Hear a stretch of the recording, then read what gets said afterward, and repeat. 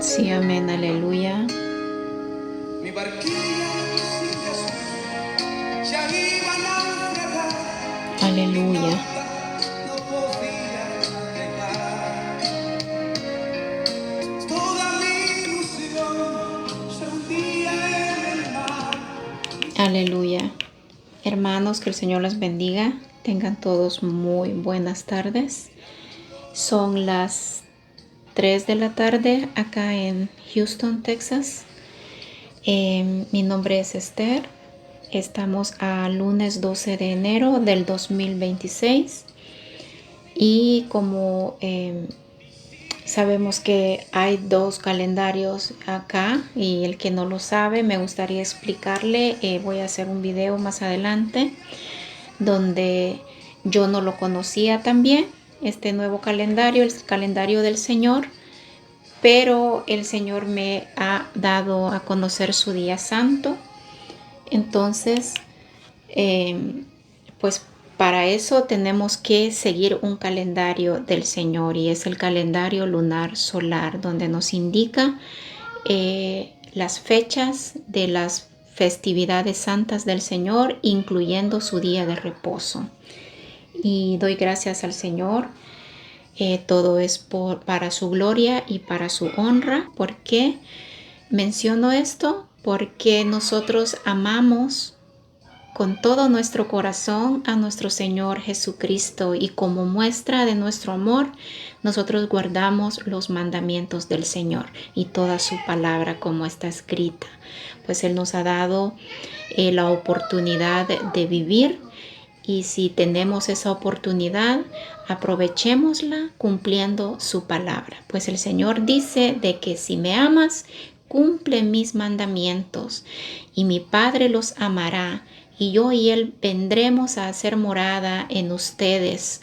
¿Por qué? Porque vamos a cumplir esos mandamientos, pues eso es una muestra, ¿verdad?, de la obediencia al Señor, y también muestra de ese amor tan sincero hacia Él, no rebelándonos contra Él, viviendo en nuestros propios placeres, sino dándole a Él la honra a través de sus mandamientos que nosotros cumplimos. Como pueden ver en el título del video, le he puesto la luz que ha sido dada a los hombres.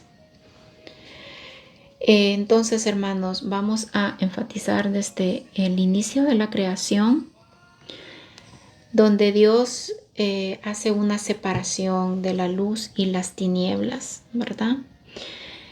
Cuando Dios hace esta separación, está dando acá desde el inicio el Señor a conocer a dos líderes, uno liderando la luz, dado que Él es luz, y otro liderando las tinieblas, sabiendo el Señor en ese tiempo de que iba a haber un hijo de perdición, ¿verdad?, que se iba a rebelar contra Él. Este se rebeló contra el Señor porque quiso ser semejante a Dios. Pero iba a haber un hijo de que el Señor iba a llamarle directamente hijo amado, en quien yo me complazco. Y esto se los voy a explicar más adelante.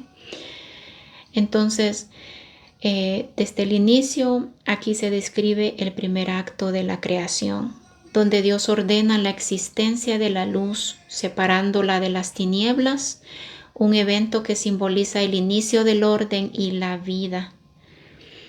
Entonces, cuando leemos la escritura, podemos ver allí a ese hijo, ¿verdad?, dueño de la luz, porque como Él es luz, siendo un hijo de mucha obediencia, lleno de misericordia y de esa luz verdadera que proviene del Padre, porque como se les menciono, Él es luz, nuestro Señor Jesucristo. Y el otro ya sabemos, ¿verdad? Pues el de las tinieblas, es uno altivo, blasfemo y heredero, por supuesto, de las tinieblas, porque él es tiniebla, porque en él no existe más que odio, maldad, engaño. Él nos acusa, Él es nuestro acusador con el Padre. Entonces, su trabajo en esta tierra es hacer que el hombre se pierda en el camino de la maldad y de la iniquidad. Esa iniquidad será pagada en aquel día, en el gran día del Señor, ¿verdad? Lo describe Apocalipsis, donde dice que el Satanás, la serpiente antigua, será arrojada al lago de fuego, donde también estará el falso profeta y la bestia. Y ellos serán, dice que atormentados, y estarán ahí en ese lugar día y noche, dice, todos los días por los siglos de los siglos. Pero también hay una buena nueva noticia, que es que también vamos a estar todos nosotros, si guardamos el pacto con nuestro Señor Jesucristo, también vamos a estar por los siglos de los siglos, vamos a estar con nuestro Señor, pues Él caminará en medio de nosotros en la nueva Jerusalén, esa ciudad hermosa, esa ciudad santa que el Señor nos ha prometido. Y yo tengo fe y yo confío, y todo lo que yo hago acá en la tierra es para poder alcanzar ese lugar y poder conocer a mi Señor Jesucristo en aquel día, poder estar con Él y poder vivir eternamente con Él, porque le he llegado a amar con todo mi corazón y con toda mi alma, y yo vivo en el pacto con Él para que Él me recoja en aquel día, porque Él me va a dar la fuerza de seguir adelante y de inculcar también a mis hijos el buen camino. Pues tengo fe en el Señor que ya en aquel día nos vamos a reunir todos, ¿verdad? Así que pues tenemos esa esperanza por parte de esa luz que fue dada a los hombres desde el principio de la creación, ¿verdad? Pues ahí estaba escrito ya, dice la palabra, todos los nombres a quien el Señor iba a venir a salvar con su muerte, con su gran sacrificio doloroso. Así que siendo Él el líder de la luz, sabemos que era desde el principio con Dios, antes que el mundo fuera hecho, pues dice la palabra que por Él todas las cosas fueron hechas, y sin Él nada hubiera sido hecho, dice. Al principio dice que era el Verbo, y el Verbo era con Dios, y el Verbo era Dios, dice la palabra. Y en Él estaba la vida, y la vida era la luz de los hombres. Y la luz en las tinieblas resplandece, mas las tinieblas no le comprendieron. Sabemos que desde la creación hasta el nacimiento de Jesús hubieron muchos eventos, muchas cosas pasando, y incluyendo así también el diluvio, ¿verdad? Por la gran desobediencia de los hombres hacia el Señor. Y el Señor se arrepintió, dice la Escritura, de haber hecho al hombre, y quiso destruir toda carne acá en la tierra y toda creación, pero el Señor encontró gracia en Noé, a quien el Señor le indicó hacer el arca para que se salvara todo hombre en la tierra, pues ese era el propósito del Señor, que se salvaran todos. Pero sabía el Señor también de que por el corazón duro de los hombres, quien iba a ser salvo nada más iba a ser Noé. Noé no lo sabía, pero él obedeció a la palabra que el Señor le dijo: ve y predica y diles que vendrá un diluvio y toda la faz de la tierra será cubierta en agua. Como en ese tiempo nunca había llovido, dice la Escritura que la tierra se regaba por un rocío que se daba en ese tiempo, y la tierra permanecía húmeda, mas sin embargo nunca había llovido. Los hombres nunca habían visto agua caer del cielo, lluvia. Entonces no le creían a Noé, al contrario de eso lo tachaban como loco. Así que el Señor a cambio mejor salvó los animalitos. Todos querían ser salvos, me imagino, ¿no? Los animales, porque miren que los animales son más entendidos que nosotros. Ellos pueden saber y sentir cuando viene juicio a la tierra, y todos los animalitos muy obedientes, queriéndose salvar todos, pero nada más Noé tenía ordenado tomar una pareja de cada especie.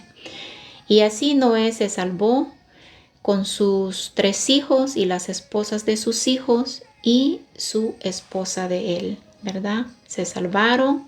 El primer evento que pasó, el primer castigo del diluvio. Y entonces se volvió a poblar la tierra con hombres, ¿verdad? Todos provenientes de Noé. Pues en el tiempo, hermanos, también ocurrió también esta maldad de los de Sodoma y Gomorra, ¿verdad? Que el Señor también, la maldad de estos hombres, estos sodomitas, llegó hasta el reino, y el Señor no los soportó y los eliminó con fuego, ¿verdad? Podemos leerlo todo eso en la escritura. Si a usted le gusta leer, como a mí, usted no vive engañado, usted sabe la verdad. Y la verdad, mi hermano, nos hace libres totalmente cuando sabemos la verdad de cada cosa. Entonces, el Señor, siempre lleno de misericordia, nunca va a pagar el justo por el malo, jamás, porque el Señor es bueno. Entonces, en el tiempo del diluvio, nosotros vimos que a través de la escritura podemos ver que el Señor salva a Noé porque era un hombre justo. En el tiempo de Sodoma y Gomorra, el Señor salva a Lot, ¿verdad? El sobrino de Abraham, a quien el Señor le dio la promesa. Entonces el Señor salva a Lot porque era un hombre justo, dice la escritura. Siendo uno solo, el Señor lo saca con su esposa y sus hijas, sus 2 hijas. La esposa lastimosamente perece, convirtiéndose en una estatua de sal porque no obedeció a la palabra de los ángeles que le indicaron que no miraran hacia atrás, ¿verdad? Entonces se convierte en una estatua de sal. Eso fue el segundo castigo, pero vemos que el Señor nunca nos va a hacer que veamos su ira si no la merecemos. Si estamos obedientes, si estamos siempre en comunicación con Él, el Señor nunca nos va a dejar que nosotros, los justos, veamos la ira de Él, porque toda justicia que proviene de nosotros no viene de nuestra carne, de nuestra mente o de nuestro corazón en sí, sino que viene del Padre, ¿verdad? Que es dador de toda justicia y de todo don perfecto, dice la palabra. Así que entonces en ese tiempo, desde la fundación hasta el nacimiento de Jesucristo, esa luz que ha sido dada, se cometieron muchas cosas, ¿verdad? Dios le da la promesa a Abraham, esa promesa de que en él todas las familias de la tierra, todas las naciones, toditos iban a ser santificados en él, en Abraham. Abraham no fue que vio la promesa, sino que tuvo que pasar 2. Vino también su hijo Isaac, que también no vio la promesa, que vino de su hijo Jacob. Este Jacob ya tiene sus 12 hijos, esas 12 tribus que el Señor había prometido a Abraham, que en ellas el Señor iba a tomar una, ¿verdad? Para poder santificar a todas las naciones, todas las familias que creyeran en el Señor. Así que se vienen estos 12 hijos de Jacob, ¿verdad? De Abraham, a quien el Señor le prometió. Vino su hijo Isaac. De Isaac, Jacob, y de Jacob vienen los 12 hijos, incluyendo Judá, ¿verdad? Que fue donde nació nuestro Señor Jesucristo. Entonces, se vino dando muchas cosas, se vinieron dando, incluyendo la rebelión del pueblo, ¿verdad? El Señor entregándolos a cautividad por su desobediencia, porque ellos mataban a los profetas que el Señor les enviaba para hablarles todas cosas buenas y lo que habría de acontecer, y para declarar que su Hijo vendría a la tierra. Fueron los profetas que declararon. Los del pueblo no quisieron creerle. Yo pienso que no todos, ¿verdad? Sino que un poquito nada más creyeron, y los demás los apedreaban a los profetas. El Señor, muy furioso de eso también, el Señor, sabiendo que el pueblo había derramado sangre inocente, y peor más sus profetas, ¿verdad? Esos hombres santos del Señor. El Señor los entrega a cautividad. Se fueron cautivos, pero el Señor deja un remanente de Israel. Y también, aparte de antes de la cautividad, se dio que el pueblo pidió reyes, pidió un rey. ¿Por qué? Porque veían a todas las naciones que tenían su rey. Entonces, en ese tiempo era el profeta Samuel, quien se había levantado después de 20 años que no había voz del Señor. Se levantó el profeta Samuel, hijo de Ana, en quien Ana había prometido entregarlo al Señor, porque Ana era estéril, y el Señor le da este hijo a Ana, un hijo de promesa, y Ana le promete al Señor no tocar el cabello de Samuel y entregárselo a él para que le sirviera. Y así fue. Ana lo cumplió y lo llevó al sacerdote Eli, donde Samuel creció allí con este sacerdote, con Eli, y se fortaleció también en el Señor este hombre, este profeta santo del Señor, Samuel. Entonces a él el pueblo le pidió un rey, y allí se levanta el primer rey, que fue el rey Saúl. De él después viene, por la rebelión, ¿verdad?, del rey Saúl, que no obedeció, viene el rey David, que fue ungido también por mano del profeta Samuel.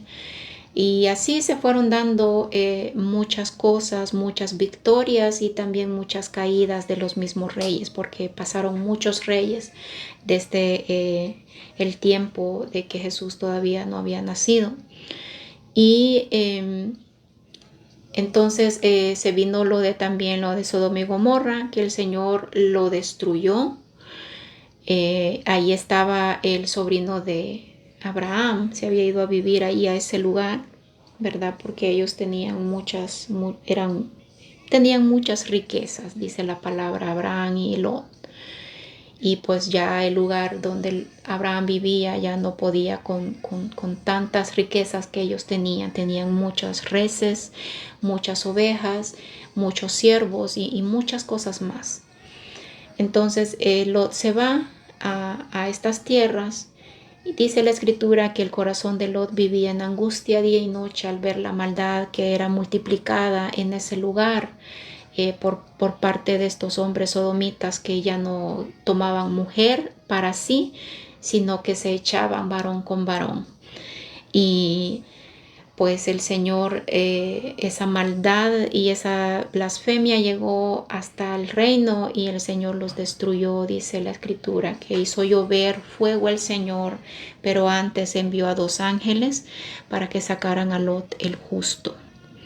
Así que con eso se fueron pasando muchos años, pasaron muchas cosas, y leemos la escritura y ahí nos podemos dar cuenta de todo lo que pasó hasta el nacimiento de nuestro Señor, cuando esa luz empieza a darse y fue manifestada por primera vez. Y aquí que el Espíritu Santo hace sombra en María y María concibe y da a luz un hijo varón a quien se le iba a poner Emmanuel, dice la Escritura. Bendito sea el Señor. Allí esa luz ya había sido resplandecida acá en la tierra porque había nacido ese Cordero Divino del Señor, quien iba a lavar al mundo de todo pecado, porque de ahí nos sacó nuestro Señor del mundo, ¿verdad? Entonces, cuando el Señor saca al pueblo de Israel después de la cautividad, desierto, a que le adoraran y que les iba a dar una tierra nueva, una tierra hermosa donde brotaba leche y miel, que es la tierra de Canaán, nosotros también podemos ver que simbológicamente hablando, Egipto, donde el Señor saca al pueblo, siendo un lugar de esclavitud para el pueblo, simbológicamente yo puedo ver también que el Señor realmente a nosotros los pecadores nos saca de Egipto, donde estamos sirviéndole al maligno, ¿verdad? Siendo esclavos del maligno. De allí nos saca nuestro Señor y nos da vida y nos da esa luz que va a guiar nuestros pasos, porque en la oscuridad no podemos ver a dónde nos dirigimos, en las tinieblas no podemos ver qué pasos estamos dando, pero en la luz se resplandece todo y podemos ver con claridad lo que hay delante de nosotros.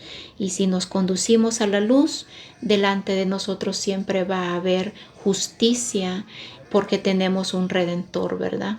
Así que entonces, cuando ya nace nuestro Señor, María da a luz, pero junto con él también la parienta de María, Elizabeth, también concibe de su esposo, ¿verdad? Y este es Juan el Bautista, ese hombre que se vestía su vestimenta era de pelos de camello, con un cinto de cuero en su cintura, y se alimentaba, dice la Escritura, de langostas y miel silvestre.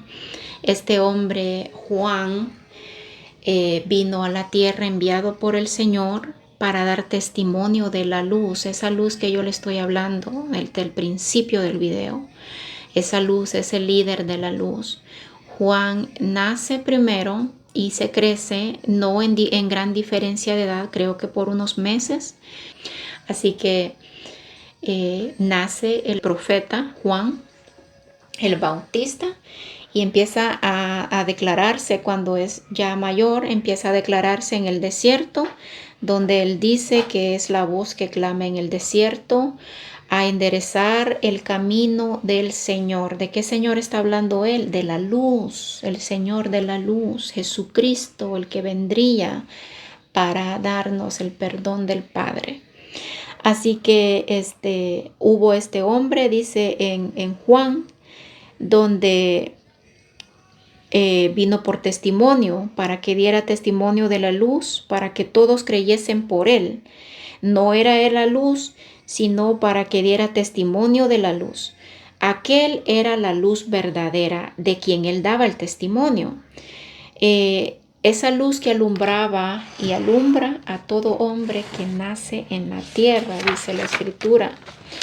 Y dice que en el mundo estaba esa luz, ese hombre, esa luz, pues aunque era el verbo en el inicio, dice, en el mundo estaba y el mundo fue hecho por él y el mundo no lo conoció.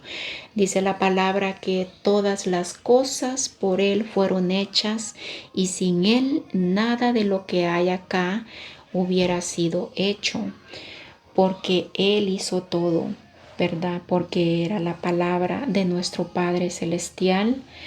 Él era verbo en el inicio, él era antes de la creación del mundo, mucho antes de la fundación, él ya era nuestro Señor Jesucristo. Y aquel verbo fue hecho carne y habitó entre nosotros y vimos su gloria. Pues cuando nace nuestro Señor Jesucristo y dice, gloria como del unigénito del Padre. ¿Por qué unigénito? ¿A quién se le llama unigénito? Cuando es único, cuando no hay más que solo uno. Y nuestro Señor Jesucristo es único Hijo que Él ha dado, ¿verdad? A toda criatura acá en la tierra, a todo ser humano, para que por Él seamos salvos. Entonces, como unigénito, dice la palabra, del Padre. Y así este niño cuando nace, ¿verdad? Leemos. A mí me encantan estos libros. Yo vivo leyéndolos, los termino, los vuelvo a leer, los vuelvo a finalizar y los vuelvo a leer. Y cada vez que leo cada libro, aunque ya lo leí muchas veces, yo encuentro algo nuevo. Y a veces pienso, ¿será que me salté esta página? Y porque yo no la he leído, pero he llegado a entender de que la palabra nunca se deja de leer porque siempre hay algo que aprender, hay algo nuevo que aprender y nueva sabiduría que Dios nos da cada día para poder entender un poco más de su palabra, ¿verdad? Entonces, a mí me encanta leer todo esto y he llegado a guardarlo en la tabla de mi corazón porque he llegado a amar a mi Señor por todo lo bueno que Él ha hecho en mi vida. De donde el Señor me sacó, yo siento no merecer su bondad, su perdón. Yo sinceramente les digo que no me lo merezco y siempre estoy diciéndole al Señor de que viste en mí, porque nada soy, nada, ahora valgo la sangre de Él, pero en aquel tiempo no valía nada. Dice la palabra que sin el Señor el hombre nada es y nada vale. Y realmente en aquel tiempo yo vivía sin mi Señor y nada valía. Pero es que no lo escogí yo. El Señor me dice, no me escogiste tú, yo te escogí, Esther. Y eso también lo dice en la palabra donde dice el Señor, no me escogieron ustedes a mí, sino que yo los escogí a ustedes. Por eso dice también que nosotros le amamos a Él porque Él nos amó primero. Él me amó primero a mí. Es por eso que yo le amo a Él con todo mi ser. Y sabiendo yo que nuestro corazón puede tornarse de la noche a la mañana perverso, siempre estoy en constante ayuno, oración y vigilia diciéndole al Señor, endereza mis sendas. No permita, Señor, que yo me rebele contra usted un día porque mi futuro no lo conozco. Pero usted sí, mi Señor, le digo. Y si usted mira en mi futuro que yo me he de rebelar con usted, Señor, mejor llévame antes. Pero no quiero perder esta comunión que tengo con usted, le digo, porque me ha costado mucho. Me ha costado lágrimas, me ha costado mucho llegar hasta donde estoy. Y ahora que conozco a mi Señor, no, ni de chiste me suelto. Es cierto que vienen pruebas, vienen cosas, ¿verdad? Donde el Señor nos prueba, pero no es porque el Señor quiera que nos pase, sino que el Señor lo permite porque solo es así como Él demuestra su amor. Yo a las pruebas las llamo benditas porque el Señor allí demuestra su amor y su bondad y su poder, porque cuando Él nos levanta de la prueba, allí podemos ver nosotros la victoria y podemos declarar victoria en su nombre, pero solo a través de las pruebas, nada más. Así que bienvenidas son las pruebas de parte del Señor, ¿verdad? Así que pues ya nuestro Señor Jesucristo nace, se crece. A la edad de 12 años la escritura refleja de que cuando van a esta festividad donde todos los judíos y los demás tribus se reunían en el templo para celebrar la Pascua, dice allí que el Señor se les pierde. Pero en una de esas festividades María, José, su esposo, y Jesús van al templo cuando se regresan, porque ellos vivían lejos del templo de la ciudad de David.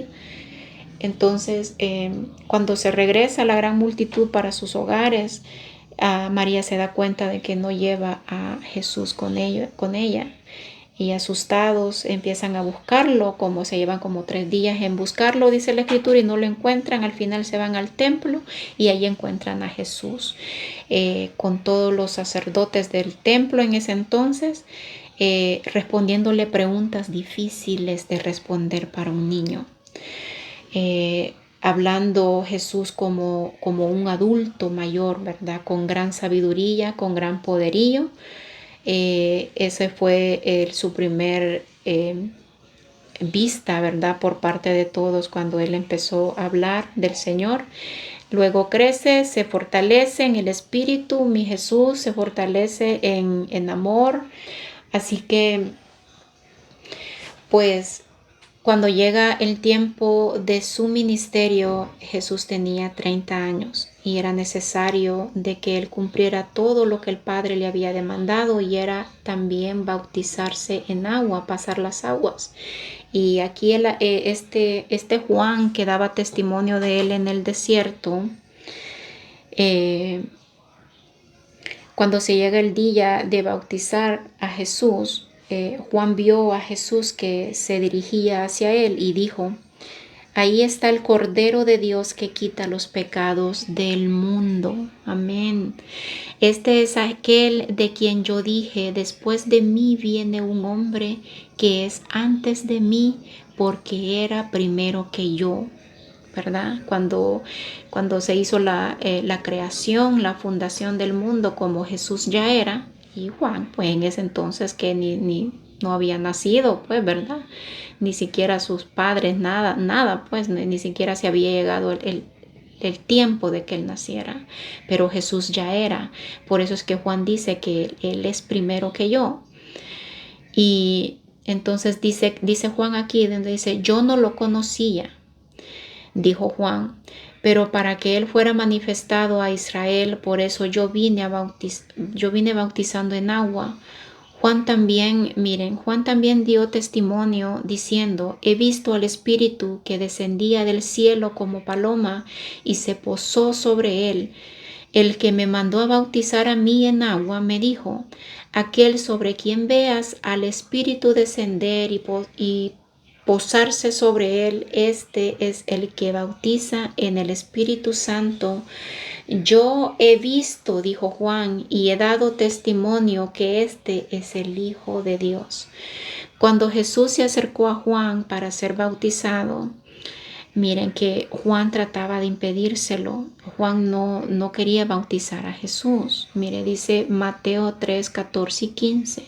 Dice: Juan intentó impedírselo a Jesús, diciendo: yo necesito ser bautizado por ti y tú vienes a mí, como diciéndole: tú vienes a que yo te bautice. Pero para cumplir toda palabra, Jesús le respondió y le dijo: deja ahora, porque conviene que cumplamos toda justicia. Como un gran hijo obediente, ¿verdad? Miren, Jesús nos enseña a ser muy obedientes con nuestros padres, a ser muy educados y obedecer la palabra que nuestros padres nos demandan hacer aquí en la tierra también, porque Jesús es hijo y nuestro Señor, el creador de todo, es padre también. Así como nosotros somos padres y tenemos hijos, así el Señor tiene hijo, es uno solo, tiene un hijo que él declaró diciendo: este es mi hijo y en él me complazco, ¿verdad? En sí todos somos hijos de él por nuestro Señor Jesucristo, y los ángeles del cielo, la escritura dice que son sus hijos también. Pero a nadie el Señor ha llamado directamente: este es mi hijo y en él me complazco, más que solo a Jesucristo, ¿verdad? Y Cuando Juan resolvió ya bautizar a Jesús, se escuchó una gran voz como estruendo desde el cielo que decía: Este es mi Hijo en quien me complazco. Y todos los presentes en ese lugar escucharon la voz. Y Juan vio al Espíritu descender del cielo en forma de paloma. Después de todo esto, la luz bendita y sublime, ese verbo hecho carne, se preparaba ya para ese gran sufrimiento, ese gran sacrificio que se iba a llevar a cabo. Hermanos, yo lloro mucho al leer cómo nuestro Señor sufrió por nosotros. Apenas hoy en la mañana terminé nuevamente de leer Juan, donde ahí Juan explica y da a conocer muy bien todo lo que nuestro Señor padeció por nosotros, ¿verdad? Y yo lloro mucho porque yo pienso de que quien debíamos estar ahí crucificados somos usted y yo, no Él, siendo el santo, siendo Él sin pecado, ¿verdad? Siendo Él un hijo obediente, santo. No merecía, pero luego llegó a la conclusión por la palabra misma, donde dice que era necesario que Él padeciera por todos nosotros, ¿verdad? Y como acto de agradecimiento, yo sé que no podemos pagarle esto al Señor, nada, ni aún así fuéramos los más ricos de esta tierra, ni aún así podríamos pagarle a nuestro Señor su amor, su sacrificio, esa sangre derramada en el madero por nuestras blasfemias, ¿verdad? Por nuestros pecados, nuestras iniquidades. Y se complace el Señor nada más cuando usted le obedece y cuando usted le cumple con los mandamientos, cuando su fe va acompañada con obras y sus obras va acompañada con fe, las dos cosas, porque dice la palabra de que la fe sin obras es vana y las obras sin fe también es vana. Las dos van tomadas de la mano para también mostrar nuestro amor hacia nuestro Señor, pues dice la palabra de que donde está nuestro tesoro, ahí estará nuestro corazón. Y cuando usted hace obras, usted está haciendo tesoros allá en el reino. Allí estará su corazón. Entonces, puesta su mirada en Jesús, si usted hace buenas obras, ahí estará su corazón también, ¿verdad? Siempre enfocado en esa luz que ha sido dada a todo hombre acá en la tierra. Pero si usted hace tesoros acá en la tierra, si usted se enriquece acá en la tierra, ¿de qué le sirve? Tenemos acá el ladrón que hurta y la polilla que come. Jesús dice en la palabra de que hagan tesoros allá en el reino, donde la polilla no come ni el ladrón hurta.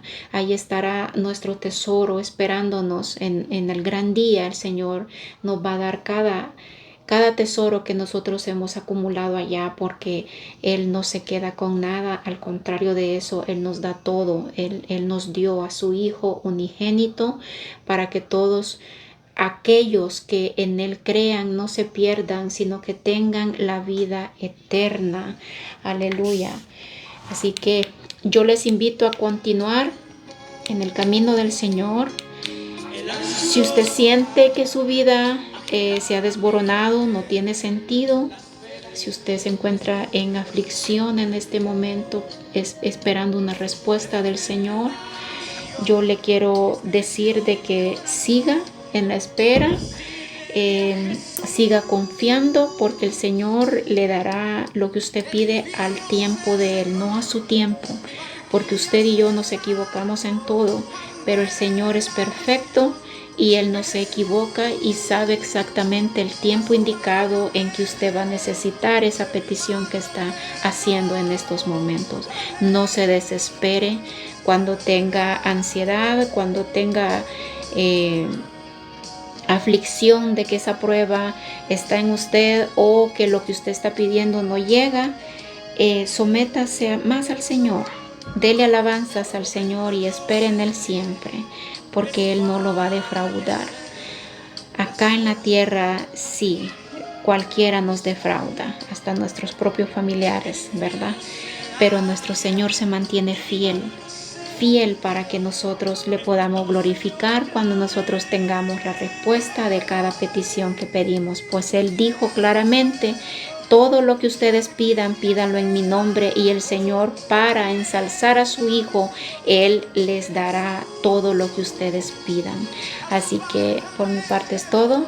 Que el Señor les bendiga, y muy pronto subiré un video explicándoles sobre el calendario del Señor para guardar Shabbat junto conmigo, si así usted le place y le agrada, ¿verdad? Pues todo lo del Señor es por voluntad propia, no por fuerza de nadie, ¿verdad? Así que les amo en el Señor, que la paz y el gozo del Señor les acompañe, que el Señor les bendiga.